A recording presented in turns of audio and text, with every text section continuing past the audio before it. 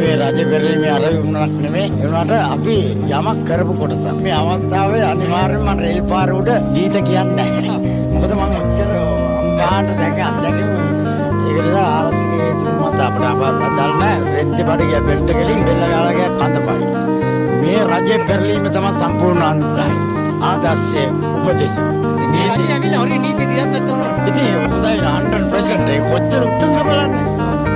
ගු කප්පර කාප්මියා පඩගත ගඳද කියලා කිව්වා වගේ ඇත්ත එක අසවර්ෂ ව්‍යාපාරය තුළ අම්මා තාත්තා බාප්පා පුංචි නන්ද මාමා ඝාතන සමාජ උය තුළ අරක්කු නෙමෙයි කැඳවුව අයිස් පිව්වා කුඩු වැව්වා ටැබ්ලට් කෑවා අවුරුදු 50ක් මගේ තරුණත්වයට ඔත්තෙන් මත අවුරුද්දක් තියෙනවා එද මේ බාල වශයෙන් මම මේ කියන්නේ තම බාලයි තමයි අද දෙමව්පිය දරුවෝ අතර නැහැ දරුවෝ තමයි දෙමව්පිය අතර ඉන්නේ පොළේ තමයි ආසර වයින්නේ ආසෙ පොළ එනම් බොහොම ස්තුතියි මම මේ කල්පනා කරලා රැ නින්දට ගිහලා මොහොතක් ඉඳලා